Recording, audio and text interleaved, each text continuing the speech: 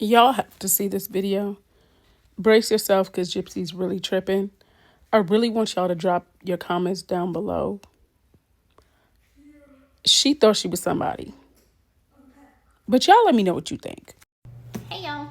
So as many of you probably already seen, I have joined Cameo recently. The decision to join Cameo was kind of all of a sudden, but I think it's a great platform for me because the tools and features that they have are user-friendly, and as y'all know, I go through so much online trolling that if you have sent me a message, if you're a supporter and you sent me a message and I had not read it, chances are I have never seen it and I might not ever see it because I don't look at my DMs like that. It's like I don't want to go through all of the troll comments to get to, the good ones. And there's been so many times that I have shown people kindness and they have taken that for granted and ended up posting my messages or something like that. Like, it was just so troubling that I put so much of like myself and my heart into someone only for them to, betray me, I guess, in that way. So I think this platform gives me the ability to have control over the request. I can deny a request if it seems like too weird or it's a troll request. I can accept the request and have fun with it. Like, this is a way for me to interact with you guys in a really cool and different way. At first I was on the fence about it. I was like, for a long time, I'm like, oh, I don't want to do a Cameo. I don't want to do a Cameo. But now that I've like had time to stew on it and think, I really want to start getting to know the supporters and acknowledging them more than I give my time to the haters and the trolls. And I think that that is where my head's at right now, and that's where it needs to stay at. So those are my reasons. I'm not trying to say go buy a Cameo. I will say if you do buy a Cameo, I do put my whole heart into it. Like, I know that's a little pricey. Please know that I know that it's a steep ask. I was taking suggestions from different professionals in the industry that I have been in for a long time, and they kind of gave me a baseline of what I should be asking for, and so I went off of that suggestion. So I understand that it's a steep price, but I do put like my whole heart into it. My first one, like, gosh, that was my first one. I was so nervous too. I'm like, happy birthday. I'm just like so nervous on camera sometimes. But now that I've done a few, I've been able to kind of get used to it. It was this one woman's birthday, and she loves Shakespeare and writes poetry. And so I wrote her a poem and I sent her a video, and I try to put like my whole heart into it. There was another girl that she was going through an issue with her mom not approving of her boyfriend. So I kind of gave some, I'm not a licensed professional to give life advice, but like wisdom that I've learned throughout the years. I'm 34 years old, been through a lot. So hopefully I have just a teeny bit of wisdom to share with people. So it's stuff like that. And one girl was like, tell me something about yourself that nobody else knows. And I told her. So, I mean, it's just a great way to kind of interact with the true supporters and weed out a lot of the trolls. So that is why I joined Cameo. So if you are interested in getting one, that'd be appreciated. I'm so happy to get to know you guys. If not, it's okay.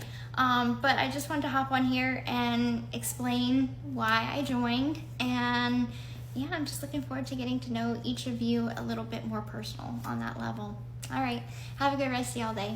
Bye. Yo, did you hear that video? Gypsy is really out her rabbit ass mind. The fact that she says people have taken advantage of her, that is crazy. Remember, this is the same girl that messaged me, tried to manipulate me, tried to take my kindness for weakness. She showed our messages, and she's trying to say other people do the same. girl, what? Then she talks about, oh, well, you know, other people in the industry told me that that's about the right price, and I know it's kind of steep. And girl, you're not Kim Kardashian. You're Gypsy Rose Blanchard. You have infamy, not fame. And the fact that you think you could charge somebody $200 and something to get a video from you, who the hell do you think you are?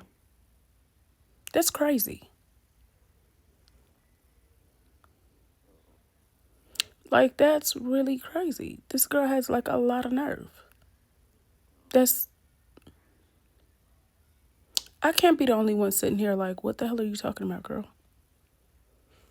What are you talking about? Anyway, y'all, I want you guys to see this video of Mimi. Y'all gotta go follow her on YouTube. And we don't know what's gonna happen with TikTok. And anyway, I feel like us creators need to be over on YouTube anyway, because YouTube is where it's at. But I want y'all to go support Mimi, because watch this video and then tell me you don't want to support her. Mimi is that girl. She funny as hell. She made my night. Brian, get a job. I don't give a shit what that crazy bitch be calling me.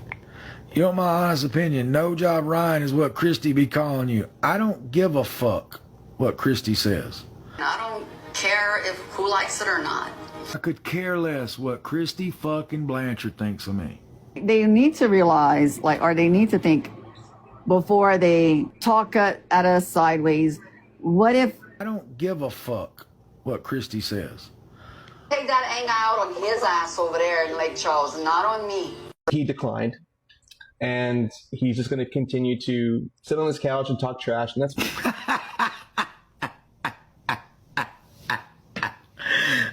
What a douche. You know, I felt bad for him.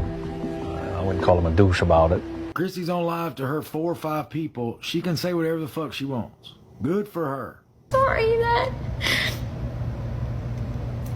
you fell in love with a piece of shit like me. She sucks. Whatever.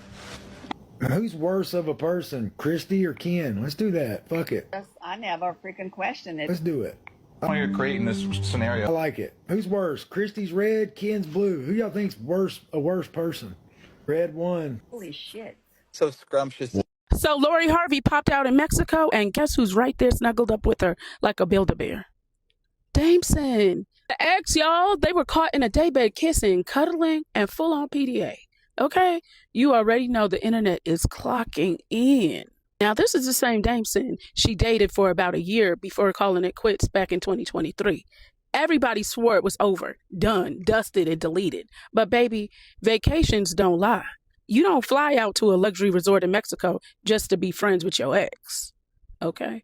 And here's the kicker. Lori is posting her vacation shots like it's normal. Palm trees, ocean views, cute bikinis. But Dameson, nowhere to be found on her feed. She gave us everything except the man she was laid up with. That tells me that she's either doing a trial run or sis is keeping him on probation before going full-on Instagram official. And honestly, that's how you do it. Lori's track record is clean. She doesn't waste time on bad investments. If Dameson is back, it's because he had to reapply, re-interview, and bring 3 forms of ID. Okay? So the question is, are Lori and Dameson officially back on? Or is this just a vacation bay energy? Either way, Lori Harvey moves like a CEO, and Dameson better know his probation period ain't over till she posts him. Stay tuned, because if they go public again, the Shade Room's gonna turn into a Lori and Harvey Dameson page. Okay, a fan page. Okay, child. Y'all really think the rapture already started and nobody told us? Let me tell y'all what happened to me today, because it's the wildest thing ever. I was just minding my business, getting my daughter some new chair shoes on a regular day, right? Next thing you know, I walk into Bath and Body Works, and it's looking like a whole revival service. One of the workers straight up quit mid-shift, took off her apron, threw it on the floor, and said, I don't need this job. I'm going to Glory. And then handed me $2,500 in cash. She said, spend it. I won't be here.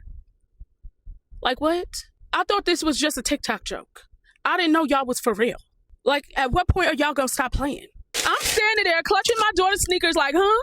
Meanwhile, the manager's chasing her, customers are confused, and I'm just holding the money like, is this hush money or a blessing? Baby, y'all are tripping.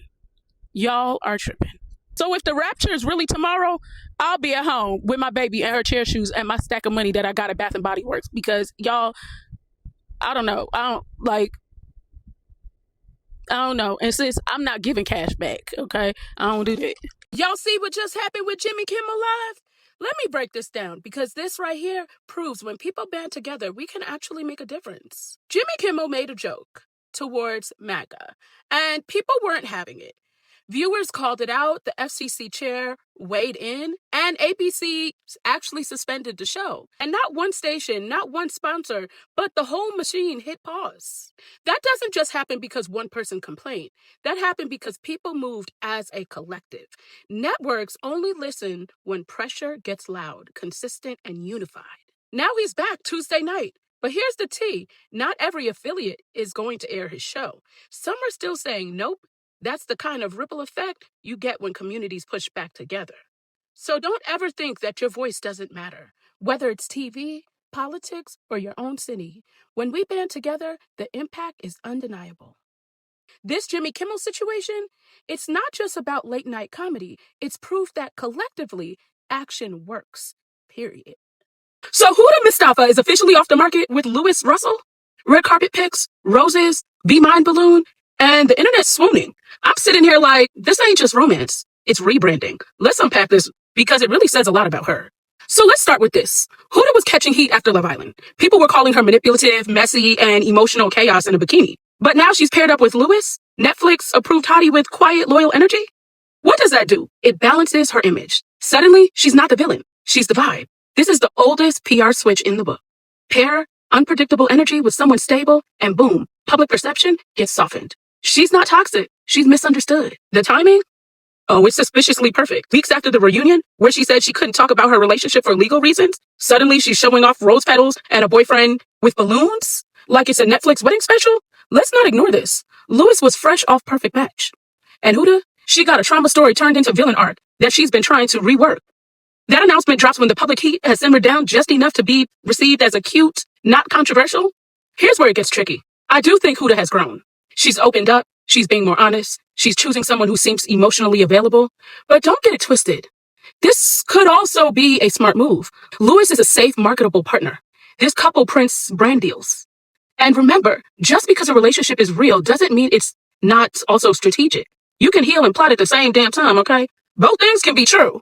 I'm not mad about the soft launch going full launch. I just think it's wild how Huda just went from being dragged on the internet to standing next to Mr. Good Guy with perfect lighting and floral captions. The glow up is glowing, but if this turns out to be another storyline ahead of something solid, well, I hope Louis brought more than just flowers because the public opinion don't play. While Diddy's waiting to be sentenced, guess who's stepping in? His mama, his kids, and even Young Miami. They all wrote a letter to the judge saying he's a good guy. Y'all, let's get into it because I'm already in a bad mood. And Young Miami, really? Really? So his mama, Janice, reminded the judge that Diddy grew up fatherless, like a lot of other men that are upstanding citizens. He lost his uncle and now she's sick herself. She says taking her son away is breaking her health. Are we for real? Now, his 6 oldest kids wrote about him being a hands-on dad, especially after Kim Porter passed away. They said they are lost without him. Really? Even his ex, Young Miami, wrote in and said he's genuine and he's supportive, and others described him as inspirational, which is a wild contrast from what came out in court. His lawyers are basically begging to count the 13 months as time served and cap him at 14 months, and they want him to be free by the end of the year. And this is real, y'all. But let's be real. Will these letters outweigh the charges and the testimonies we've heard? Or is this just damage control for a man facing serious time? Stay tuned because his sentencing is on October 3rd, and this is about to get real messy.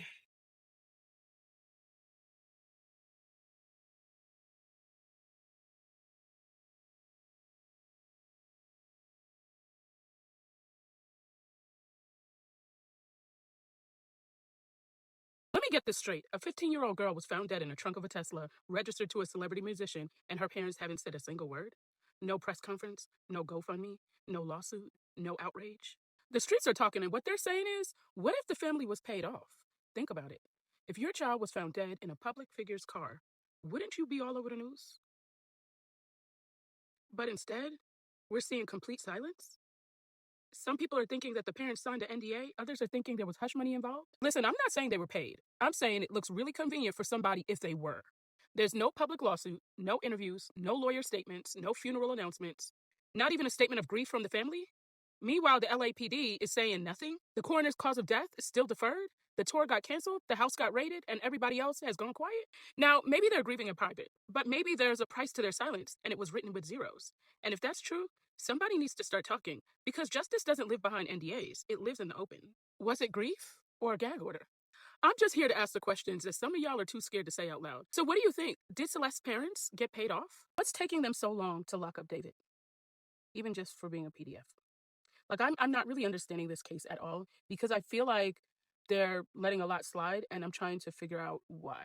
Drop your thoughts down below in the comments and tag somebody who's been following this case, because I'm really curious. If Diddy walks free on October 3rd, after everything we've heard, what does that say about accountability in America?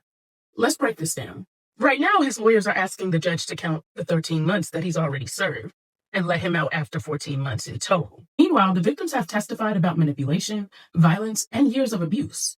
If he's released so quickly, it signals that wealth and power can buy you mercy. And while everyday people serve far harsher sentences for less, and the letters from his family and his exes, yes, they're powerful and they're emotional, but they don't erase the testimony and the evidence we all saw.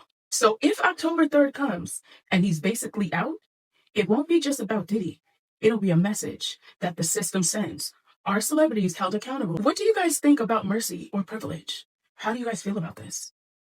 And let's be real, this isn't about one man. This is about a system. Because if October 3rd comes and Diddy walks free, it's going to send a message not just to his fans and not just to Hollywood, but to every survivor watching this. It's saying money can buy time, buy influence, and even buy freedom. If that's the outcome, what does that say about justice in America?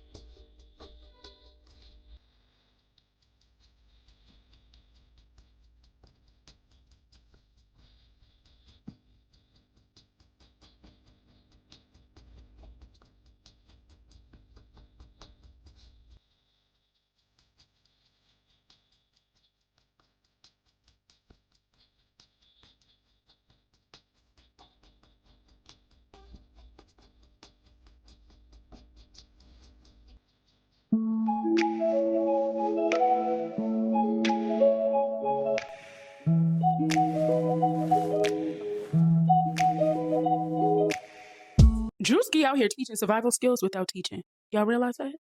Y'all, every time Drewski dresses up like this, I swear he's not just trying to be funny. He's literally trying to run a whole undercover training course on how to survive when things get wild. Think about it. He's in plaid, the cowboy boots, the Budweiser box in the back. This isn't just comedy. This is camouflage. Drewski said, if the world flips upside down, this is the starter pack. He's basically telling us, blend in, know the lingo. Keep your survival kit stocked with beer and confidence. Forget the apocalypse. Drewski got the blueprint. And the wild part, he's telling us without telling us. No instructions, no lecture, just watch the fit, take notes. He's giving a white man tutorial vibes, but for the culture. Drewski said, y'all laugh now, but when things get real, this is how to make it back home safe. And honestly, he's not wrong, baby. So next time you see him pop out in these boots and a mullet, don't just laugh, study. Drewski is low-key building us a survival guide and an outfit at the same time.